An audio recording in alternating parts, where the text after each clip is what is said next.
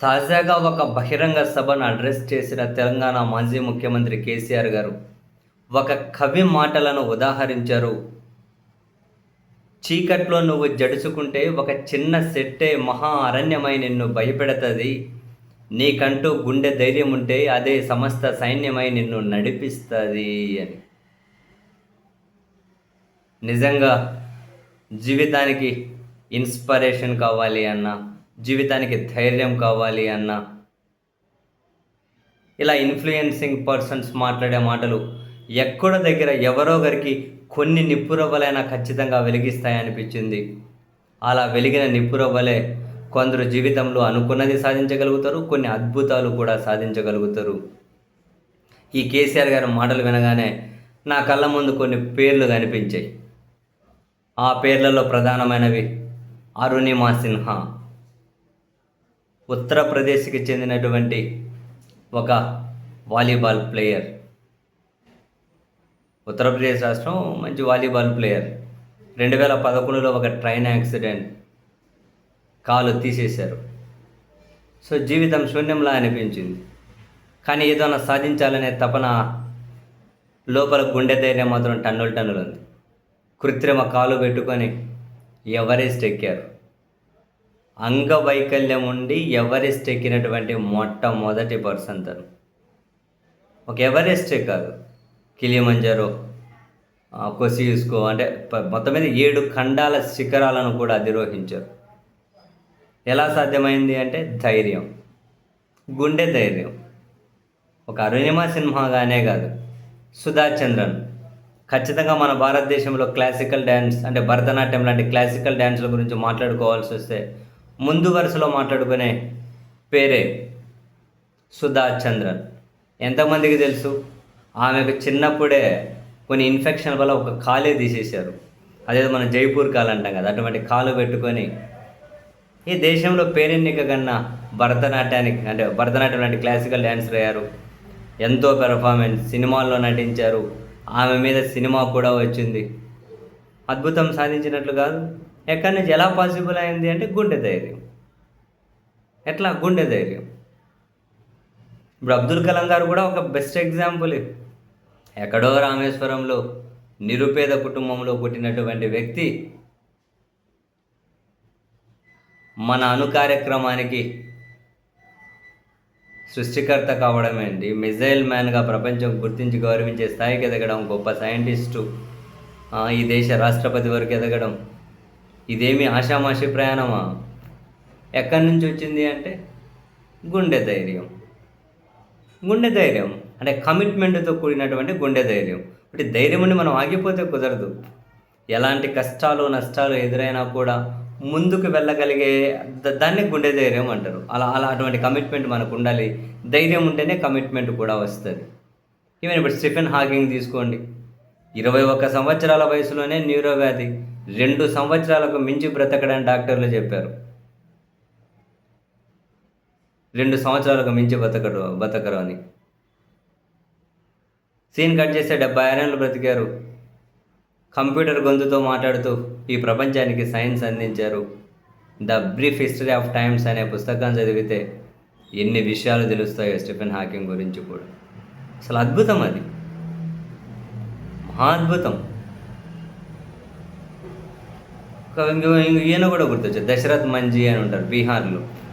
ఒక నిరుపేద, కూలీ పని చేసుకుంటారు. కానీ వాళ్ళ భార్య చనిపోయిన తర్వాత తన జీవిత దృక్పథమే మారిపోయింది. వాళ్ళ భార్య ఎందుకు చనిపోయారు? వైద్యం అందక వాళ్ళ భార్య చనిపోయారు. వైద్యం అందాలంటే పెద్ద కొండెక్కి దిగాలి. ఆ లోపల భార్య చనిపోయారు. సో ఒక దారి రోడ్డు కోసం అని చెప్పి సహాయం అడిగారు ప్రభుత్వాన్ని, అందరినీ. అది సాధ్యం కాదన్నారు.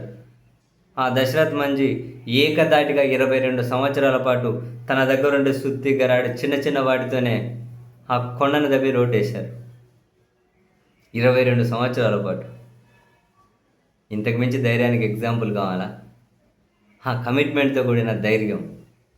ఎంతోమంది వ్యక్తులు మన స్ఫురణకు వస్తారు. ఇంతకుముందు ఒకసారి మన రాష్ట్రానికి వచ్చింది ఆస్ట్రేలియాకి చెందిన నిక్ పుజికిక్ అని మోటివేషనల్ స్పీకర్. ప్రపంచంలో పేరెన్నిక కన్నా ఆయన. 2 కాళ్ళుండవు, 2 చేతులుండవు పుట్టుకతోనే. ఇట్లా కాళ్ళు చేతులు 2 కాళ్ళుండవు, 2 చేతులు ఉండవు. తీవ్ర డిప్రెషన్. 10 సంవత్సరాల వయసులోనే ఎందుకు ఈ జీవితమని ఆత్మహత్య ప్రయత్నం చేశారు, బ్రతికి వట్టగట్టారు. కానీ ఈ జీవితంలో నాలాంటి వాళ్ళు ఎంతోమంది డిప్రెషన్ తోటో రకరకాల అంగవైకల్యంతో బాధపడుతుంటారు. చాలామంది అన్నీ ఉన్నా కూడా ఏదైనా సాధించడానికి భయపడుతూ ఉంటారు. వాళ్ళకి నేను ధైర్యం కావాలి అన్నారు. ప్రపంచంలో పేరెన్నికైన మోటివేషన్ స్పీకర్ అయ్యారు. ఎన్నో పుస్తకాలు రాశారు. అద్భుతమైన జీవితాన్ని నిర్మించుకున్నారు. అంతే. ఇప్పుడు మాకు జేకే రౌలింగ్ సింగిల్ మహిళ, కేవలం ప్రభుత్వం ఇచ్చే సాయం మీద ఆధారపడే జీవితం, కష్టాలు, తీవ్ర డిప్రెషన్. అరే ఈ జీవితం ఎందుకు అనుకుంది, డిప్రెషన్లోకి వెళ్ళిపోయింది. కానీ ఏదైనా సాధించాలనే తపన.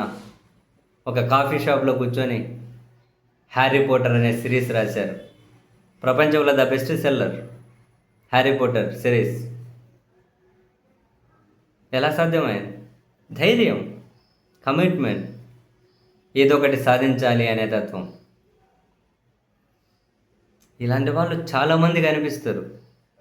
అంటే వాళ్ళల్లో ఎక్కడో దగ్గర కొన్ని నిప్పురవ్వల జీవితంలో వెలగడానికి ఎవరో ఒకరి ఇన్స్పిరేషన్ కలిగించే ఉంటారు. అండ్ ప్రస్తుతం మనం చూస్తూ ఉన్నాం, ఒకరోజు పత్రికలు తిరగేసాము అనుకుంటే డిప్రెషన్తో ఆత్మహత్య, ప్రేమ విఫలమై ఆత్మహత్య, అప్పులు భరించలేక ఆత్మహత్య, బెట్టింగ్లకు బానిసై ఆత్మహత్య, మొబైల్ గేమ్కు బానిసై ఆత్మహత్య, టీవీ సౌండ్ పెంచమని చెప్పినందుకు భర్త హత్య, కూరలో ఉప్పు తక్కువ వేసిందని చెప్పి భార్య హత్య.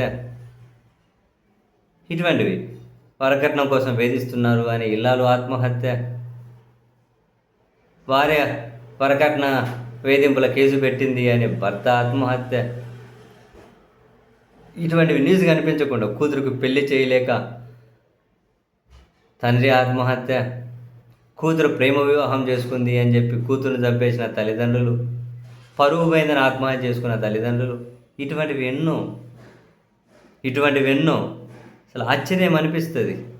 ఇంత ప్రపంచం అందుబాటులోకి వచ్చిన తర్వాత కూడా ప్రతిదాన్ని ఇంత బలహీనంగా ఆలోచించే మనుషులను చూసిన తర్వాత నిజంగానే ఇటువంటి వాళ్ళకు జీవితంలో చాలా పాఠాలు అవసరం. ఇట్లా చాలామందికి ధైర్యం అవసరం. ఎవరు ఎక్కడి నుంచో తెచ్చేవారు. ఇప్పుడు నేను తీసుకొని చెప్పినటువంటి పేర్లు ఏవైతే ఉన్నాయో అవి కొన్ని మాత్రమే. వాళ్ళు అనుకుని ఉంటారా జీవితంలో ఇంత అద్భుతాలు సాధించగలుగుతామని? కానీ కలలు కన్నారు. అవి సాధించే క్రమంలో గుండె ధైర్యం ప్రదర్శించారు. ఆ గుండె ధైర్యాన్ని పెట్టుబడి కాబట్టి కమిట్మెంట్ చూపించారు. కాబట్టి ఈరోజు నేనైనా మీరైనా ఈ ప్రపంచం వాళ్ళ గురించి మాట్లాడుకుంటూ ఉంది.